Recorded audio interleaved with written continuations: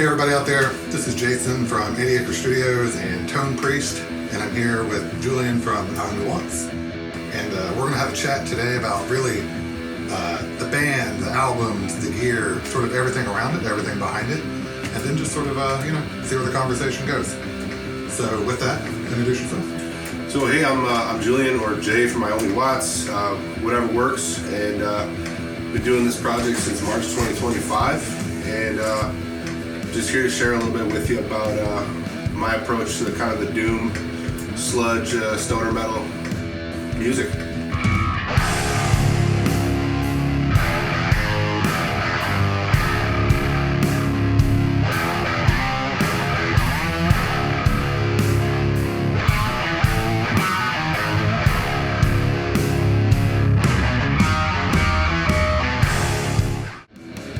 So you said you started about a year ago.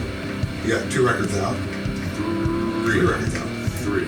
Cool, and one of which everyone has seen Pipe to the Art for. Sanctus, yep. Yeah. So how did that come about?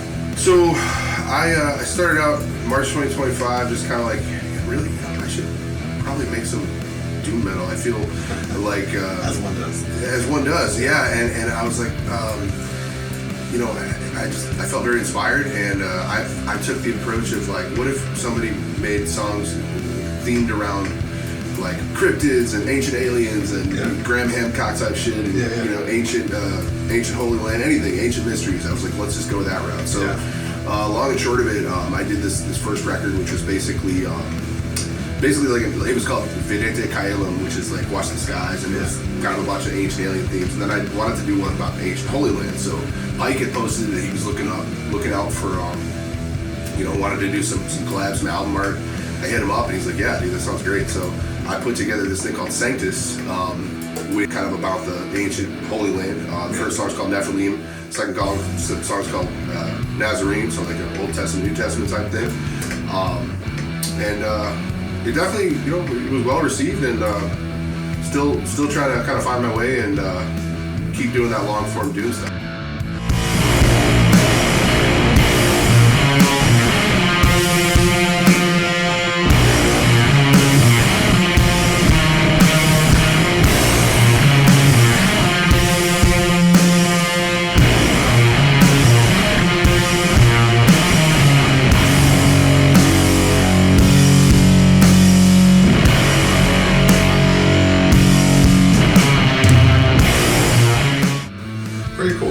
I assume that most folks know that you're a one-man band. Yeah.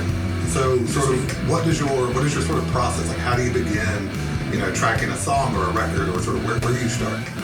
Oh, thanks for asking. So for me, I definitely need a theme to sort of possess me before I can do anything. So I need like a concept. Yeah. So I recently did a single called Sing.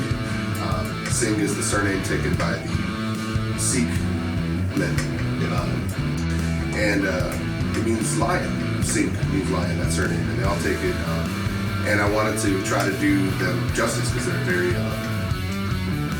very honorable and respectful and selfless people and brave warrior culture. And I said, damn, that sounds cool. Let's do that. Yeah. And it's some kind of Phrygian, Indian riffs, and it kind of came together. So for me, concept first, and then start riffing, but I usually try to let the concept guide me, and I have kind of a rule.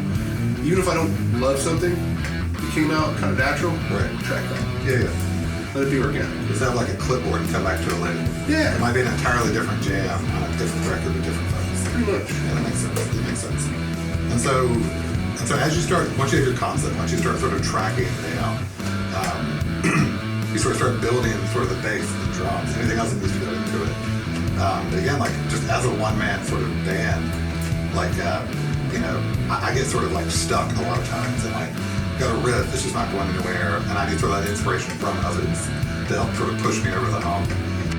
Sort of, where do you find yourself in that space?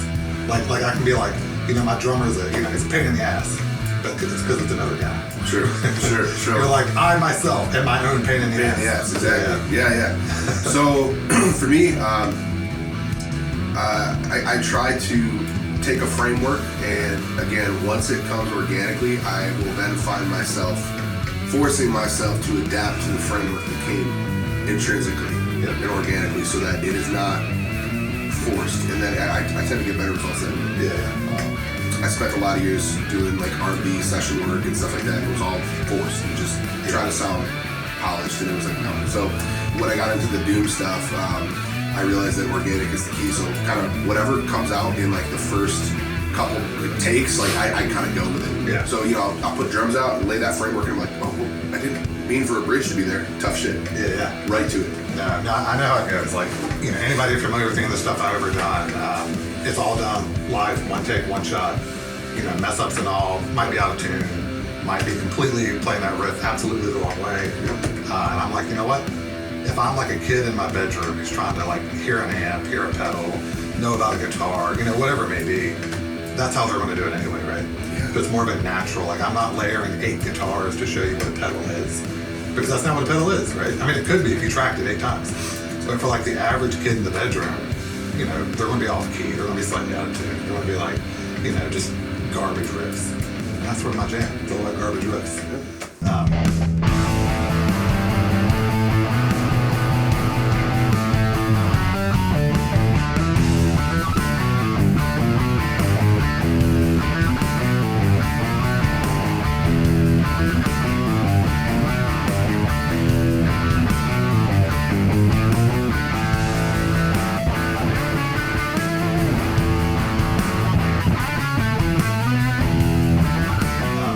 So then I guess, what's next then, right? You've got these albums under your belt. Like, where do you want to go to? So what is your next album going to be now? What's it like? So I've got... You said you mentioned the song Sing. Yeah, Sing. So we just did Sing. I just did Sing for, just as like a long form single. I'm trying to keep them long form, like 10 plus minutes when I can. As silly as that sounds, it's kind of, it's a challenge. And you can just kind of pop it on and, feel like checking it out later, great. If it's too much for you, I've had people go like, oh, we should split this into smaller songs. I'm like, no, I want this to be like a 2 VHS movie. Yeah. You know what I'm saying? Oh, yeah. So, yeah, I was old enough to remember when that was. Yeah, back in the 1900s. Yeah. So, for me, next, I've got 2 concepts coming up. So, I've got a record that I'm working on with a song called Mount Cough. Shocker. So I kind of want to do something with a little bit of that, just kind of fun, mossy doom, weed themes, and just have fun with it. Little bit of your kind of traditional doom tropes. Yeah. It's going to have a little bit more riffage. It's not going to be just sludge, so it's going to have some kind of actual like shuffle to it. Yeah. It's all about the groove, man. Yeah, more riffs, and then after that, I'm doing one called She-Ro, which is the symbol for like the an Alpha Omega. I'm gonna do like a symbols only album. That's like a kind of an interpretive take on like oneness and I guess like God. Will that include like interpretive dance or that? I haven't ruled it out. Yeah, I'm a pretty good backup dancer. I feel like I can do it. Yeah, I feel like I'm the guy for it. And that'll probably be. Well, I mean, yeah, we definitely we're both like super, gymnasts, svelte little guys, and we can definitely do backflips. Right? So I like. I can be available on weekends.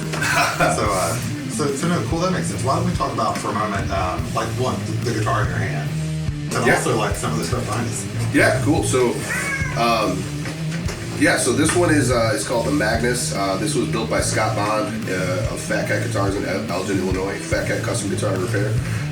It's completely one-off design called the Magnus. We got a Schallerhans bridge. 1 volume knob, an EVH Tessie kill switch, 5-way blade, bare knuckle juggernauts. We've got a Coca-Cola fretboard, stainless Jessica frets, solid Indian rosewood neck, baseball bat, like 54 Les Paul, absolutely heinously huge. Very mahogany body, locking tuners. This one, the whole goal is like I'm just a big fella, so definitely wanted something that's not my body eats a strap. Yeah. So I wanted something that was going to do it all, stay tight, 25.5-inch scale, and also kind of look semi-timeless, but also a little bit Fifth Element. So I actually named this one Corbin Dallas. Yeah, pretty cool. Believe it or not, pretty cool. Yeah.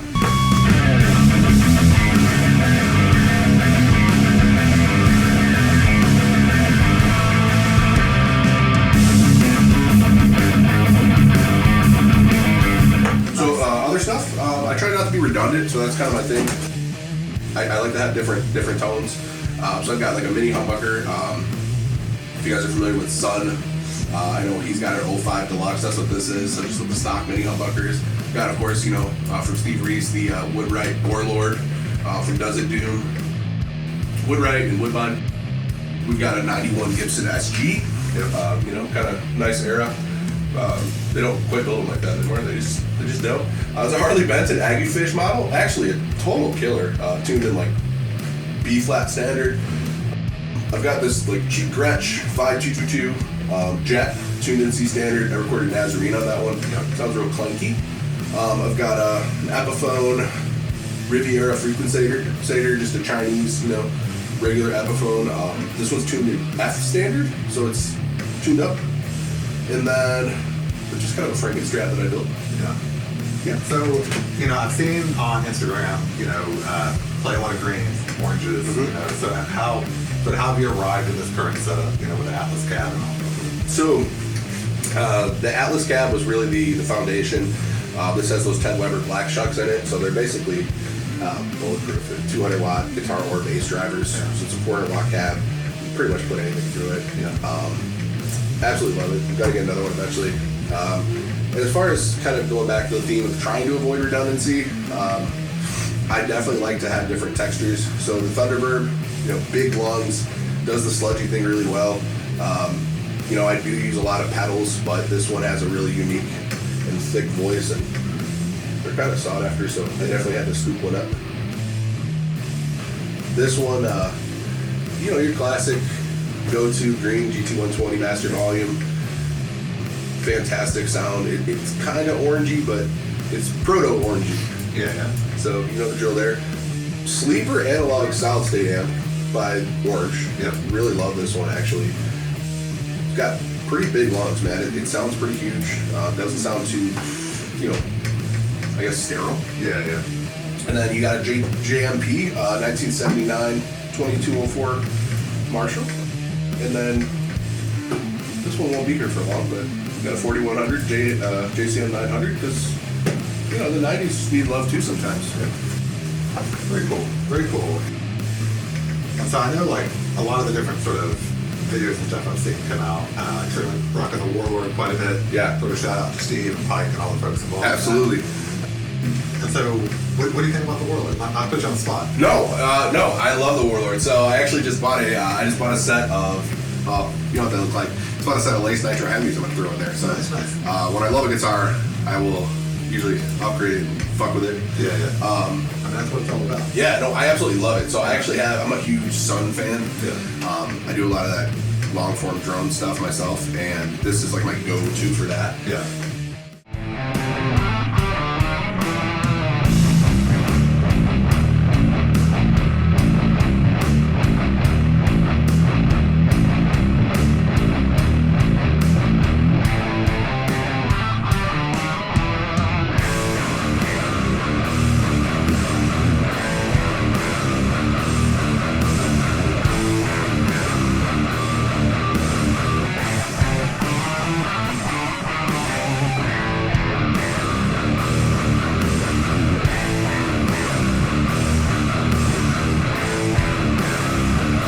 I actually have flat wound 13s on it. Oh, nice. So I love it. The B standard.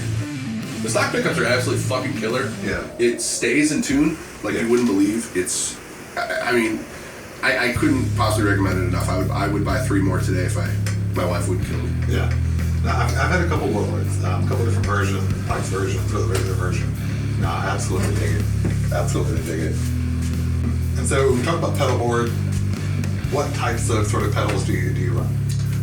Yeah, great question. So with pedals, I go all dry effects. Okay. So, no delays, no reverbs. I've got, let's see if I can remember my chain. Tuner into a, what was that? Ryan Adams Walrus Audio Defcon 4. It's kind of like a sculpting EQ type of thing, where you can add or subtract treble, bass, or mids with a boost if you want. Going into, let's see if I remember here. I've got a Crayon by EHX for really light overdrive tones.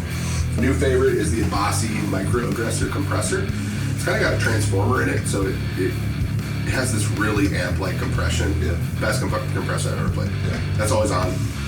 Let's see here. And then just fuzz galore, man. I got a Lizard Queen by EHX, a Catapult by Womper to kind of give you an orange sound, which it nails, by the way. Horizon Devices, Apex preamp. We got a Life Pedal, Mod 3, the V3 by Earthquaker. We got a Rat regular, a Massive by Frost Giant, and then a Ram's Head Big Mouth Mini reissue and a Noise Gate. Pretty cool. Pretty cool. And so then where do you think, I guess, with the project, like, you know, you're hitting out on the fourth record now, you know, where would you like this to go, like sonically? Or is there like another style, genre, cat you want to play with, like any other project you want to be a part of that you just haven't, you know, either had the opportunity or time or whatever? Yeah. So, again, it'll be this kind of, I got that one Mount Cough, and I haven't quite named the album yet, but that'll be very riff-based, and then followed by another long-form drone piece without drums. You know, I love doing the Sun thing. Full credit to them for inspiring that style. Not trying to like copy it, you know. There's just something about letting the amp breathe, miking it up, and just creating that dissonance. So I absolutely love that. You know, shout out to Boris, shout out to Sun. For that. But what do I want to do as far as what I'd like to do is be more involved as far as collaborating with other artists. I really want to do some features, you know, whether it's, you know, with me or with them. Definitely want to play with other artists. I'd like to actually do an album where it's not just me on guitar, bass, and drums. I'd definitely like to do kind of a guest feature type of thing, or maybe like a quote unquote mini supergroup album, if you will. You know, and just want to continue making my deposits into the library, because for me, my lifestyle doesn't unfortunately fit a lot of the live performance thing. And you know, I look to artists like Paysage de Verve and you know, from Switzerland, doing all that crazy winter ambient stuff, and or Sun even, you know, they do live stuff, but they do a lot of studio deposits as well. And the way I see it is, that stuff's immortal. You'll always be able to go back and listen to a record, and I just kind of hope it'll, you know, outlive me and have something to look back on, and hopefully it'll maybe inspire another, you know, doom head up there. No, that makes sense. I saw Sun's actually a new tour. Just like started with like 4 or 5 dates, and now it's like 30 dates. It's kind of like Acid Bath. It's become the never-ending tour. Which is a great tour. Don't get me wrong.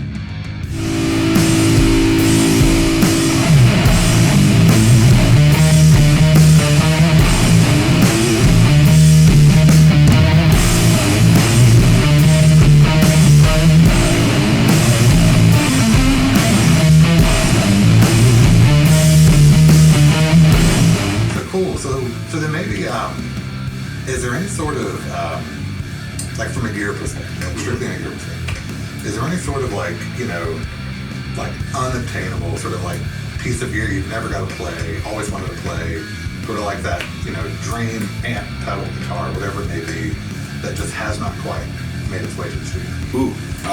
So first thing that comes to mind is the aluminum neck stuff. Anything with aluminum neck. I really like to what's the name of that brand? I apologize. Electrical Guitar Company. Or maybe Illuminati. That, or no, actually, believe it or not, no shade on Illuminati. I would definitely lean like the Travis Bean thing or Electrical Guitar Company. But I've heard, you know, their labors of love and take some time, so that's been a little bit of a deterrent factor, respectfully. Well, I can say that, like, compared to the neck on that guitar, like, you know, EGC is like the thinnest, sluttiest neck there is. I've heard, I know. And this is absolutely audacious. I've had people, like, you know, come to the studio for a session and, like, hand me whatever, and you're like, ooh, not that one. It's too big. I prefer a much thinner profile neck, for sure. Really, personally.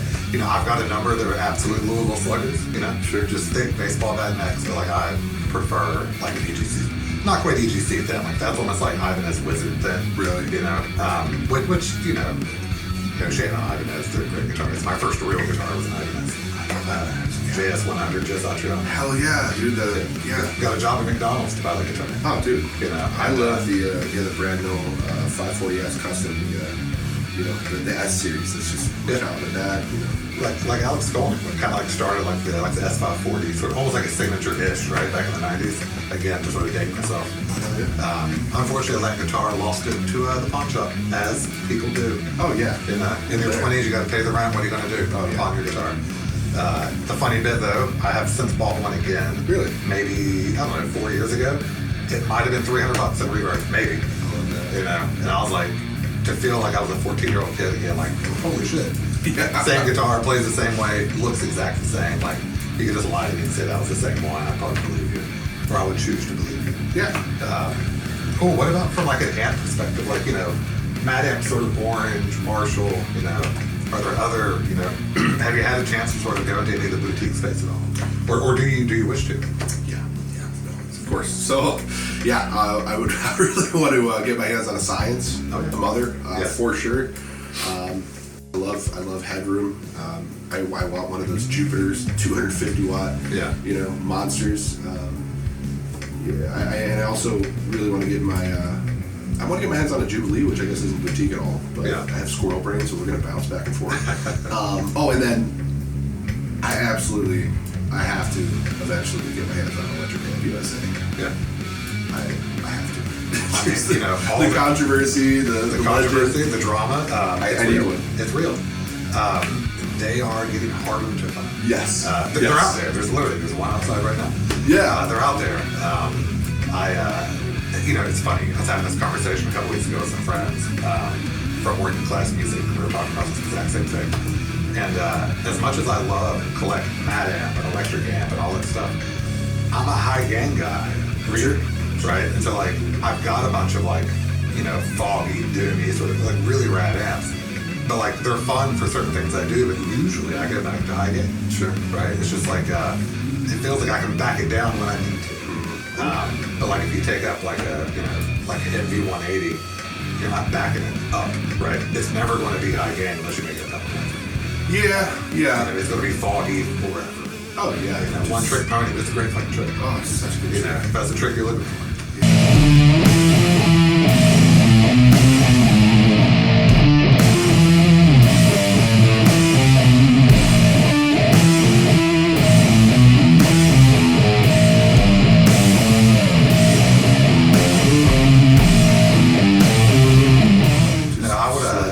I would say electric amp stuff, I get it. There's a controversy, I know a lot of people are salty about all of it.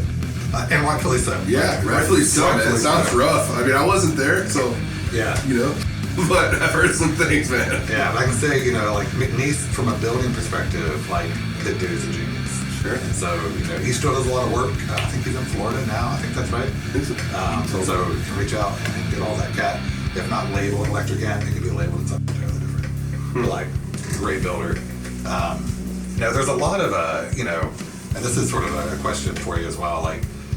You've got a lot of the sort of the major brands, right? Yeah. The major, and we'll even consider Mad Amp as a major brand. Yeah. Again, right? Yeah. Nowadays.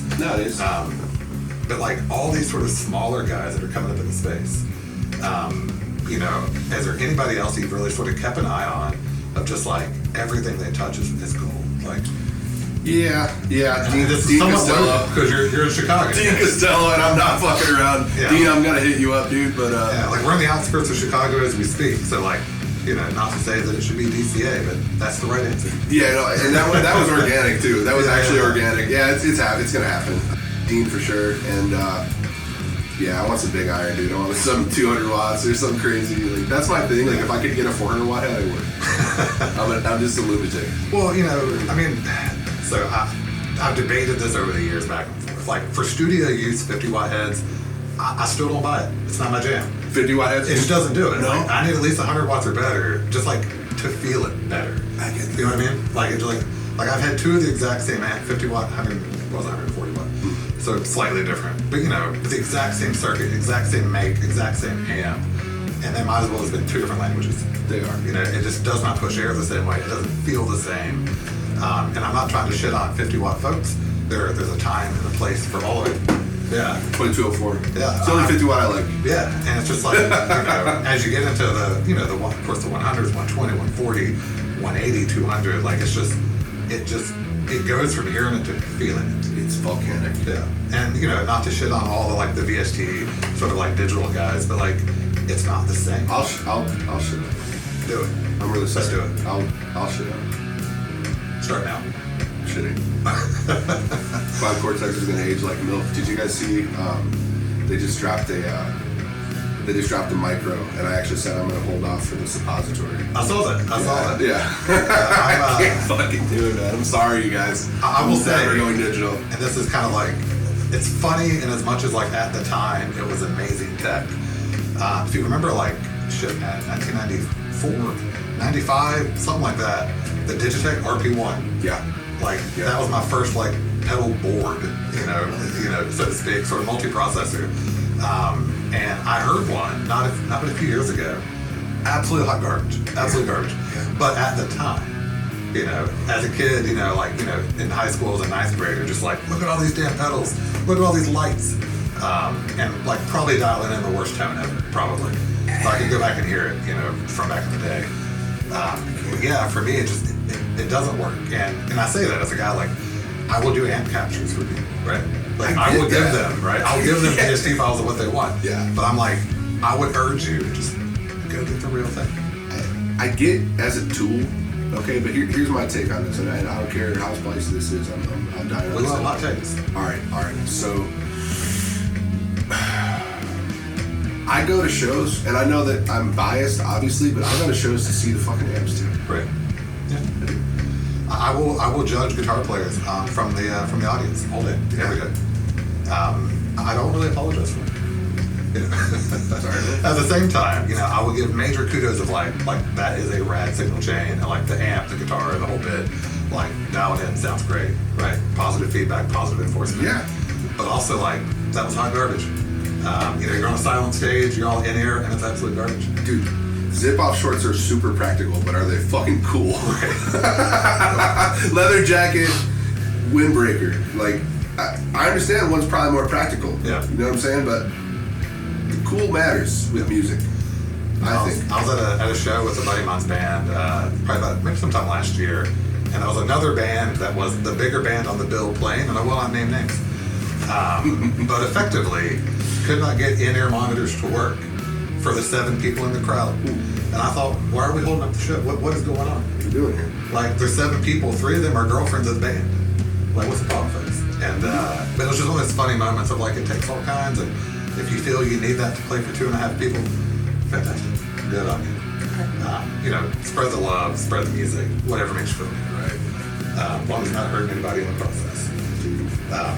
So we're gonna sort of wrap up. Any final thoughts? Anything that you want all the folks in the scene of the community to know, to be aware of, like closing thoughts, wise words. Just keep playing. And if you don't play, keep sharing the love and keep sharing positivity, because it doesn't cost you anything to be nice to people. That's exactly right. And I'm a huge proponent of the name of like the Doom community and things like that are by far the nicest people I have ever met. Easily. Like without a doubt. Like there's no gatekeeping, right? You get in like the old thrash scene, gatekeeping all day long. Oh yeah. It's just like it's a different thing. And so, check out, Jay, Iommi Watts, old releases, new releases. We'll put this up on YouTube, Instagram, all the places, all the channels. Click all the buttons, send it to your mom, to your girlfriend, all the people. We're going to do more of this in the future. He and I are going to collaborate on something soon, hoping, God willing. It seems reasonable in today's world of technology. So look out for something. We'll have to come up with a cool name, cool logo. People love hoodies, so we'll merchandise the shit out of it. But anyway, see everyone down the line, and like I said, click all the buttons, do all the things, you know what to do. And talk to you soon. Thank you.